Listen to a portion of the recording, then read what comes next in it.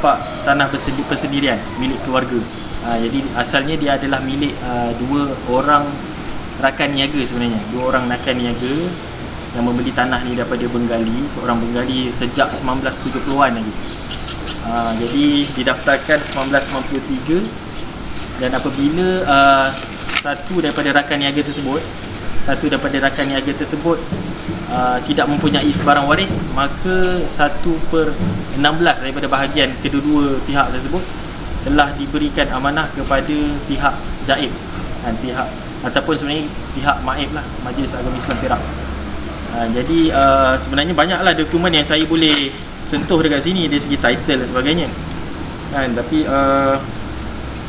berkaitan dengan kronologi dia adalah apabila 2015 pihak ataupun keluarga tuan tanah ni telah nampaklah sebenarnya kalau boleh tunjuk dekat bagaimana dia punya extension daripada rumah penceroboh ni kan. Dia sebenarnya dia dalam lot dia sendiri, tapi dia extend binaan haram ni ke belakang. Jadi binaan haram yang ke belakang ni lah milik keluarga ni. Jadi kita pun tak tahu nak sebut macam mana, kita pun tak tahu nama ni, kita panggil penceroboh, minta maaf lah. Jadi mereka telah extend tanah ni ke belakang tanpa kebenaran daripada pihak keluarga ni, dan mereka buat kerja dengan pantas lah.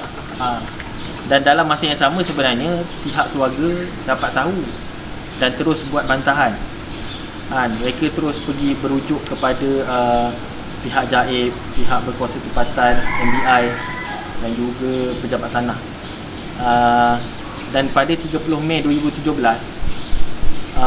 telah dipanggil lah pihak-pihak yang berkaitan ni, 4 pihak yang berkaitan ni dipanggil dalam satu mesyuarat. Jadi mesyuarat ni sebenarnya memang namanya adalah Mesyuarat Penyelesaian Tanah Majlis Agama Islam Adat Melayu Perak di lot 6180N di wilayah Silipin, Mukim Bandar Ipoh, daerah Tintang. Jadi hasil daripada mesyuarat ni tidak jelas apa hasil dia. Jadi pagi tadi kita dah pergi bersama dengan Tok Anjang, kita dah pergi ke pejabat bahagian Baitul Mal Majlis Agama Islam Negeri Perak yang berjumpa dengan Encik Faiz lah. Encik Faiz sebenarnya baru bertugas lah. Kalau ikutkan 2017 lagi Encik Faiz belum berada dalam pejabat tersebut, dan dia Encik Faiz telah bagi kerjasama yang baik sebenarnya untuk dapatkan minit mesyuarat daripada mesyuarat tersebut.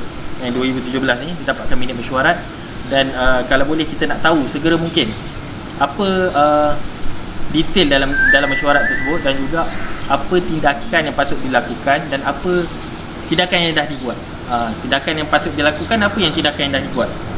Jadi kita menunggulah Encik Faiz untuk update kita. Kalau Encik Faiz nampak live kita ni, mungkin boleh segerakanlah apa mesyuarat tersebut, dapatkan minit mesyuarat kan.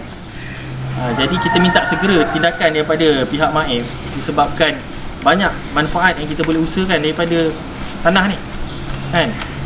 Banyak kegunaan, mungkin binaan untuk madrasah untuk kalau statusnya adalah bangunan kediaman, boleh diusahakan kediaman, boleh buat sewaan, dan pendapatannya boleh disalurkan ke Majlis Agama Islam di Perak. Jadi ini manfaat untuk umat sebenarnya. Kalau tak disegerakan, kita akan kerugian tahun demi tahun. Itu yang pasti. Dan juga pihak keluarga untuk tanah ni, termasuk tanah ni, telah membayar cukai tahunan sebanyak RM1,700. RM1,700. Bukan satu jumlah yang kecil lah, RM1,717 untuk 2,710.91 meter. Dan juga saya ingin patah balik kepada isu kuil ni adalah kita nak ingatkan bahawa Jabatan Agama Islam ni adalah Jabatan Agama Islam dan Majlis Agama Islam Negeri Perak adalah pemegang amanah. Jadi harta wakaf ataupun harta Baitul Mal ini adalah milik Allah SWT kan. Jadi sebagai pemegang amanah, ini adalah amanah yang patut ditunaikan, bukan untuk ditengok saja ataupun dibiarkan bertahun-tahun tanpa penyelesaian.